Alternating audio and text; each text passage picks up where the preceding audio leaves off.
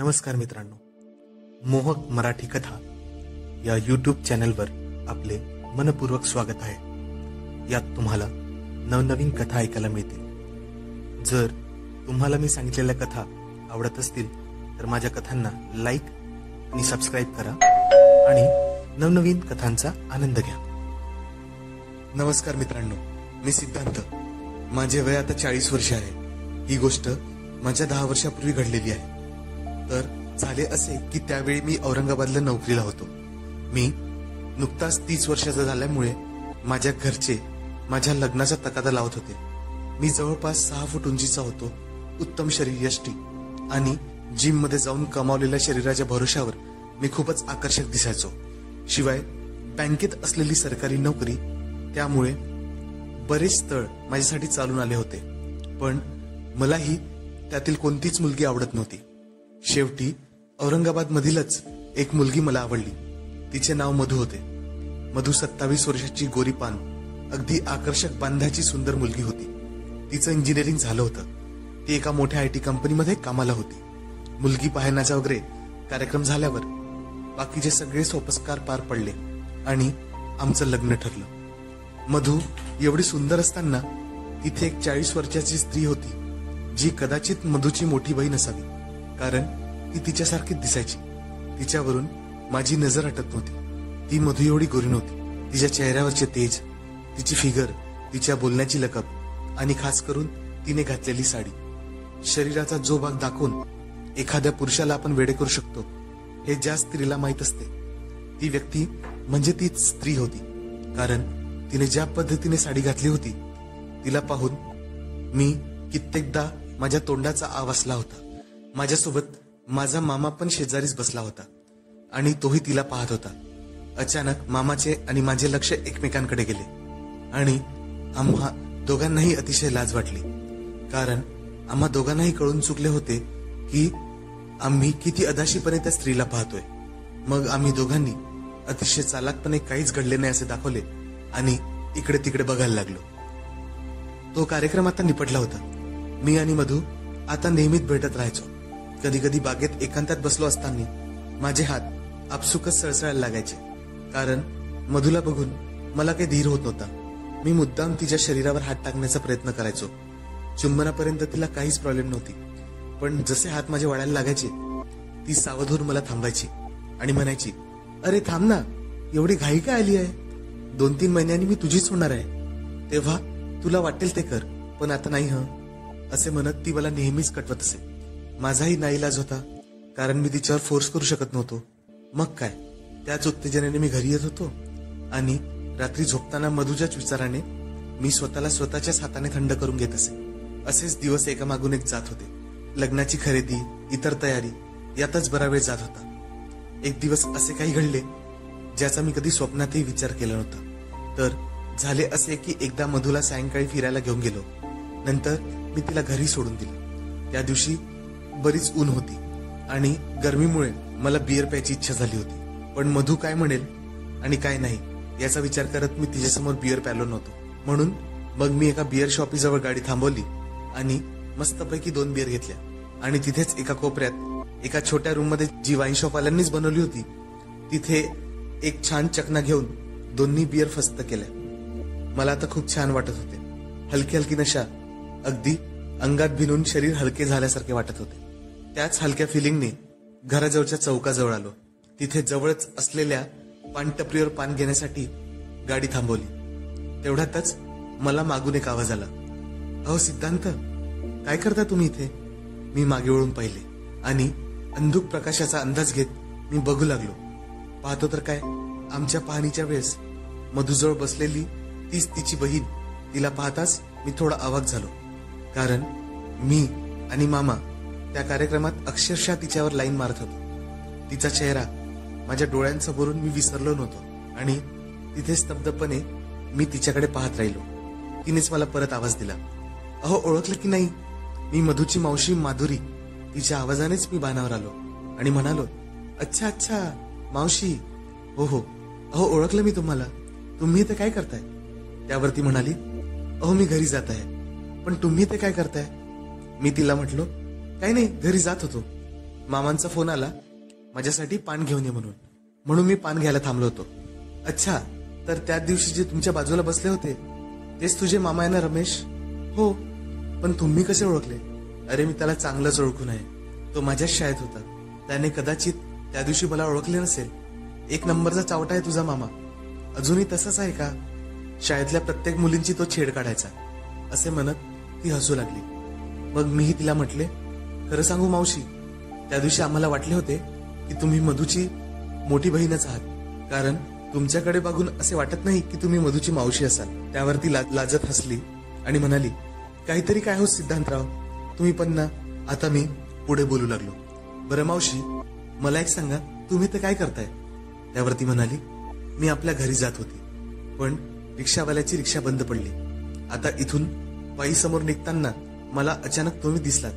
तुमच्याकडे बघून असं वाटले की तुम्ही सिद्धांतच आहात की नाही, म्हणून एक वेळा काय आवाज देऊन ती खात्री करून घेतली. चला मग निघते मी. त्यांना विचारले, तुम्ही कुठे राहता? त्यावर ती म्हणाली, प्रायमरी हायस्कूलच्या मागे राहते.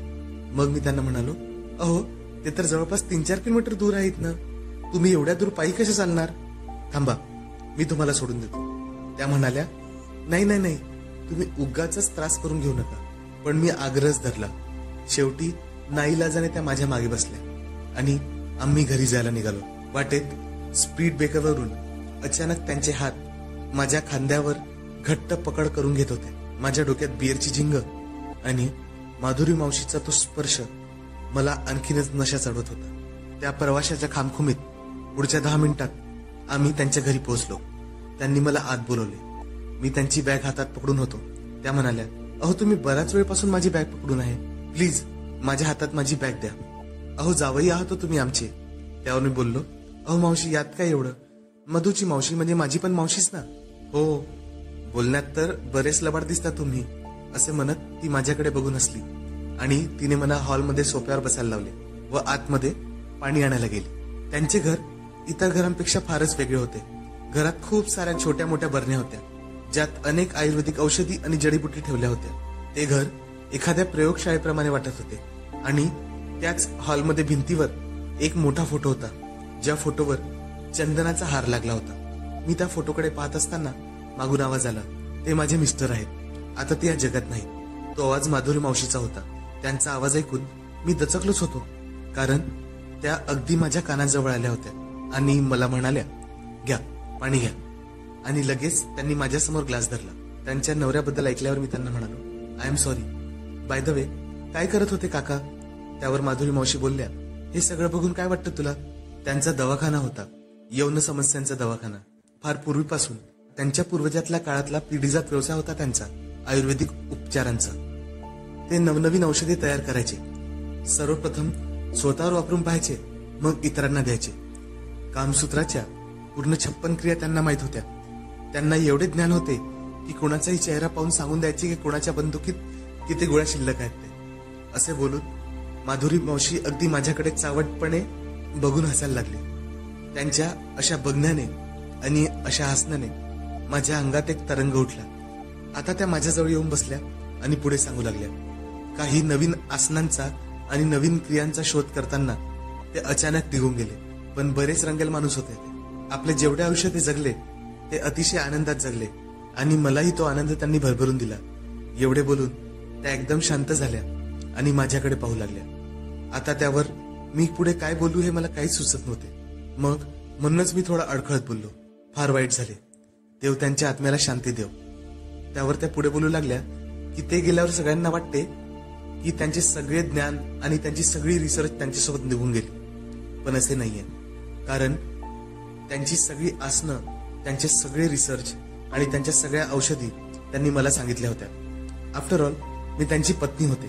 त्यावर मी बोललो, याचा अर्थ ते सगळे नॉलेज आणि माहिती तुम्हालाही आहे? त्यावर त्या माझ्याकडे हसत पाहत बोलल्या, हो, मला सगळीच माहिती आहे. आता जे कोणी माझ्याकडे येतात मी त्यांचा इलाज करते.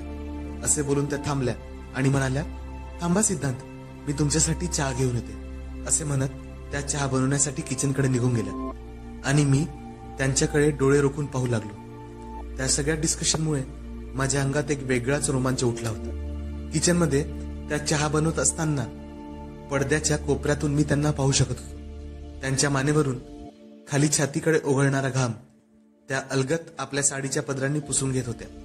ते दृश्य माझे मन विचलित करत होते. माझ्या शरीराची भूक आता मर्यादेच्या भिंती पार करत होत्या. तशाही वयाने, कर्तृत्वाने आणि नॉलेजने त्या माझ्यापेक्षा मोठ्या होत्याच, पण त्यांचे निमंत्रण देणारे शरीर मला काही वेगळीच हिंट देत होते. त्यांना पण माझे तिथे असणे काहीतरी खुणावत होते.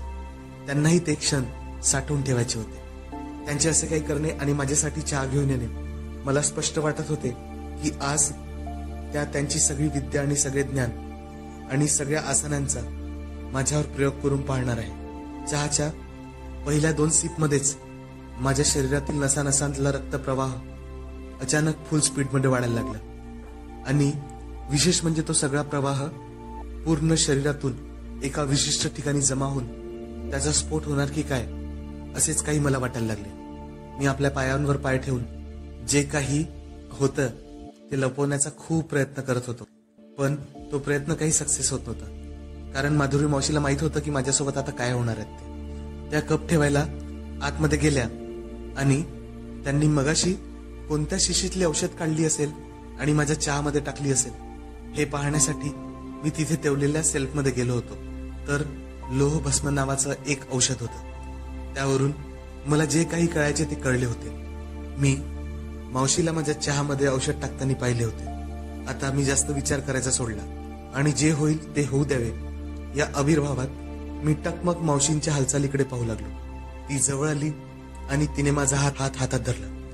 तिला माहित होते की आता औषधाचा असर पीकवर आहे आणि माझ्याकडून आता काहीच ऑब्जेक्शन होणार नाही. त्यानुसार तिने माझ्या संपूर्ण शरीरावर आपल्या बोटांनी चित्र काढावे अशा पद्धतीने हात फिरवणे सुरू केले. आता माझी टर्न होती. मी मावशीच्या धडधडणाऱ्या श्वासांच्या तालावर माझी बोटे त्यांच्या शरीरावर फिरवायला लागलो होतो आणि त्या तालावरच आम्ही मादकतेच्या नवीन प्रवासावर निघालो होतो, जिथे नाही रात्र संपणार होती ना शरीराची भूक. अचानक त्यांचा साडीचा पदर माझ्या हातात आला आणि मी अलगत तो खेचून घेतला.